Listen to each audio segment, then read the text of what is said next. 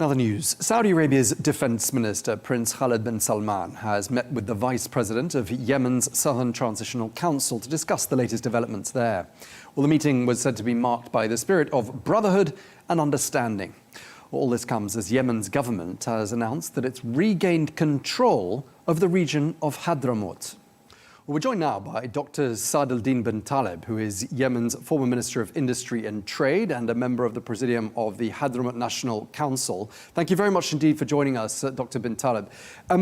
It's been reported that the government has regained control of the governorate of Hadramout, which, for the benefit of our viewers, is Yemen's largest province. It's a central eastern region on the Gulf of Aden. It's got huge historical and cultural significance and borders Saudi Arabia. I just want to start by asking you, what do we read into this development? How important is it? Thank you. Thank you, Tom, for having me. Let me just start by saying, as you put it, the importance of Hadramout and that it was part of the south of Yemen previously. But as you properly mentioned, that Hadramout has significant history and significant identity, and of course, a huge diaspora across the world, numbering about 20 million. So it has its own cultural significance.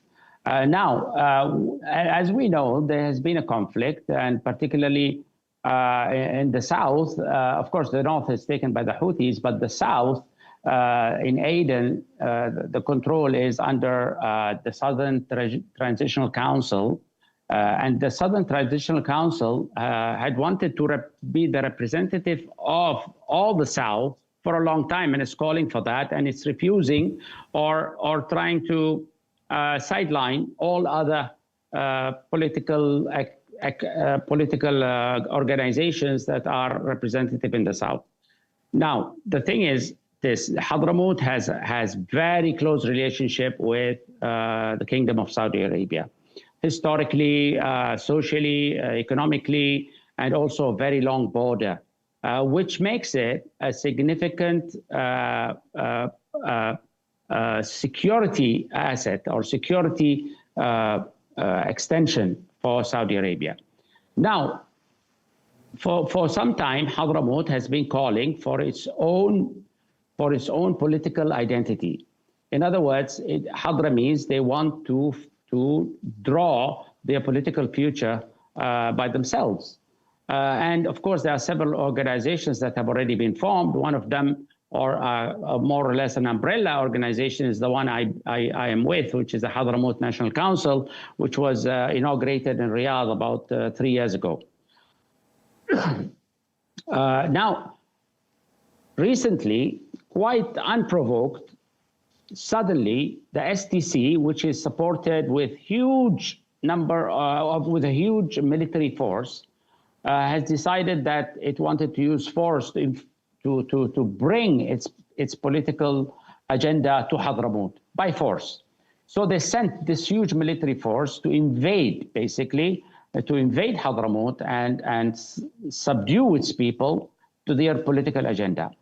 Now, the problem that the Hadramis have with this STC is that it reminds them, or it is an extension of the old socialist agenda that was in the south of Yemen under the Socialist Party, of course, Yemen Socialist Party, which is important, and also the character or the behavior of the STC, which is the Southern Transitional Council. So the STC behavior in its basically it's misbehavior, basically in its dictatorship, in its and it's very, very, very localized leadership in a certain area, which is regionalism, and also a huge amount of corruption that was practiced in Aden over the number of years that they have controlled Aden.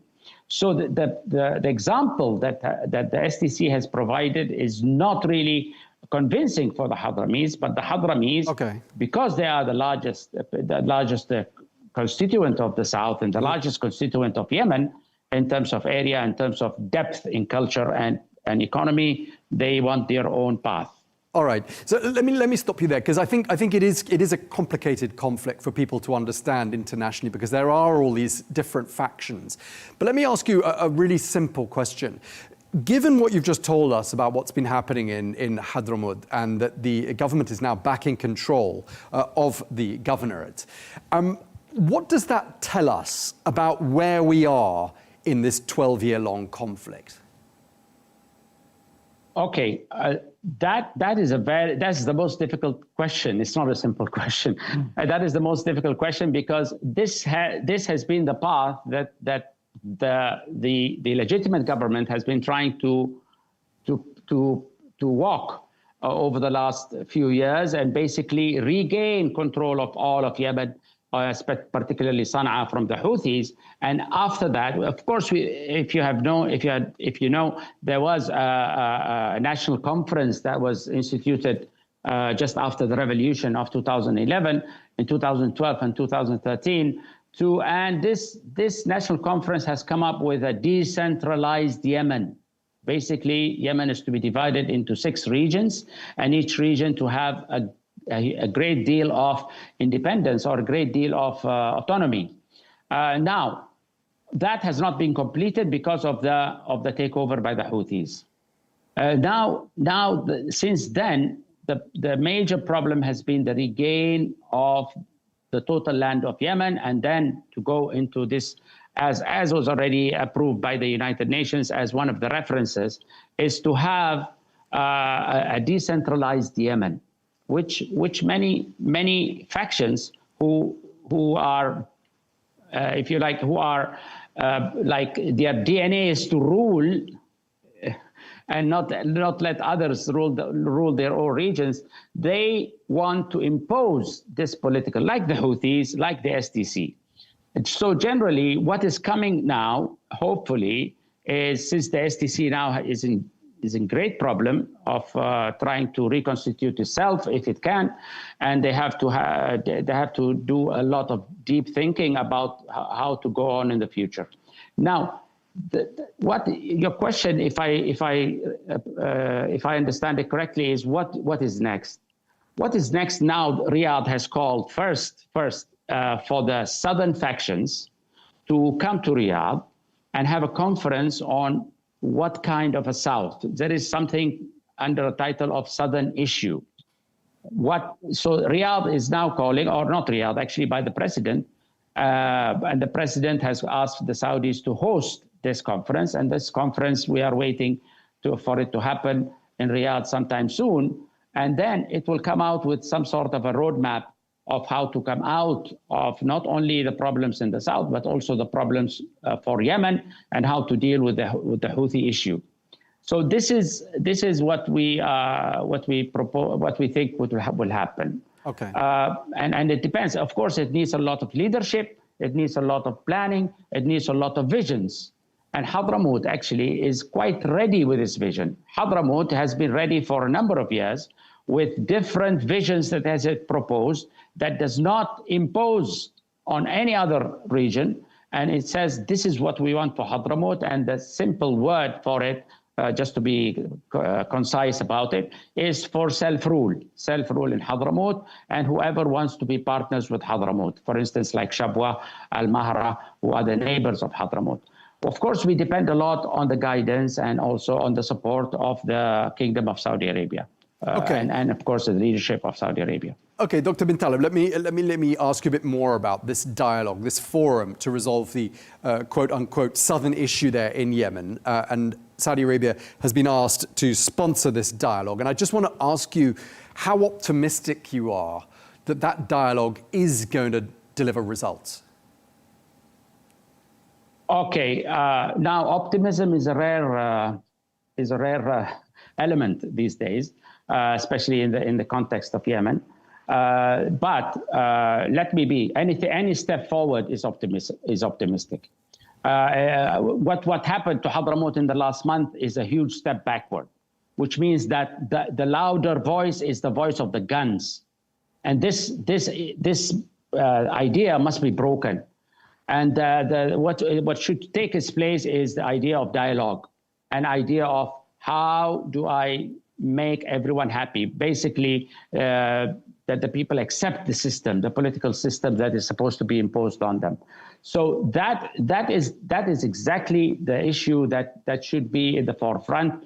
This needs, of course, a lot of leadership, which again, one of the maybe weaker points, and of course, visions.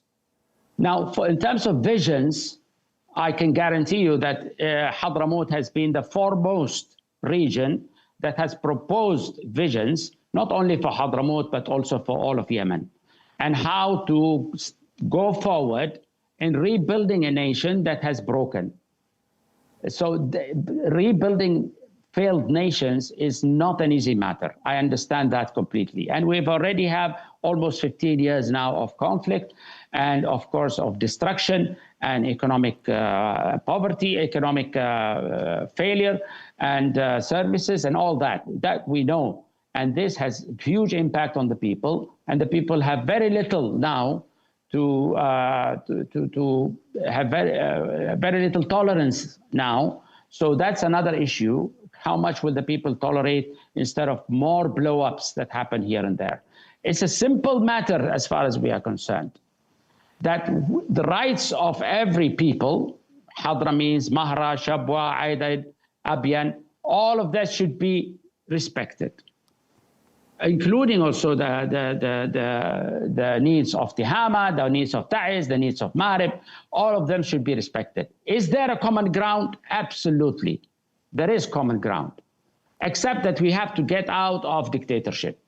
And also dictatorship that carries with it, historically, dictatorship that carries with it a huge amount of corruption, which has led us to all this mess. So without treating or dealing with these issues, then we see that this conflict will proceed for another number of years, and we don't know what the outcome will be, as we have seen in many countries when the conflict just simply becomes extended into a number of decades instead of a number of years. So now what we want is to Hadramout can present its case. And the case that Hadramout presents is not only for itself, but also for all of Yemen to take as an example. Okay, Dr. bin Taleb, one final question I wanted to ask you before we wrap up. I mean, the Houthis, as everyone knows, are backed by Iran. And when we look at what's been happening in Iran, and indeed Venezuela, I mean, it does make Iran look increasingly vulnerable as a country. And I'm wondering what impact that vulnerability is having on the conflict in Yemen.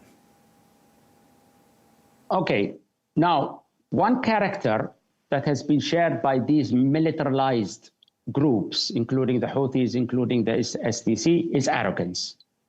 And the arrogance comes from somewhere. One is the huge amounts of support that they get from somewhere else, basically the military and the financial support. And so this arrogance we expect now to be broken. And once this arrogance is broken, and this allows it to be more accepting to a more shared and a more inclusive political system. The Houthis, of course, they have this crazy idea that they have the godly right to rule Yemen. Now, this is not accepted by, of course, does not only come from the Shiite background, but how can you impose that on Al-Mahra or Hadramout or Adan or Ta'iz? This is not acceptable. So this arrogance of the gun must be stopped. How does it stop? Yes, by stopping Iran from supporting such ideas or such themes or such power to be imposing such a rule on the rest of Yemen. There is a lot of nationalism, yes. There is a lot of rhetoric. The rhetoric is not good enough. The idea now is to share power and to make Yemen a more, if you call it confederacy, a federation, a union of some sort, that all people are happy with their own livelihoods in their own regions. And of course, we can agree on the common ground and the common government that will basically manage this union. How that is drawn out, there has been an attempt about 10 years ago, or 12 years ago, 13 years ago, with the national outcome of the national. But of course, later on, a constitution was drafted, and that's exactly when the Houthis came in and captured or hijacked the country.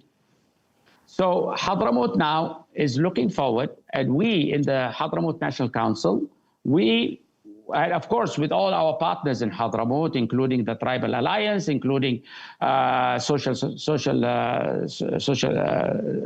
society, civil society, and all other factions of Hadramout, we have already a draft of what kind of Hadramout we want and what kind of relationship we want to have with the central government or with our neighbors or even with the outside world. Okay, we're going to leave it there because we're out of time. Basically, we are looking for modernism and human rights and democracy. These are our main titles. All right, we really appreciate you sharing that with us. Dr. Saad al-Din bin Taleb, former Yemeni minister and member of the Presidium of the National Council of Hadramout. Thank you very much indeed for speaking to us today.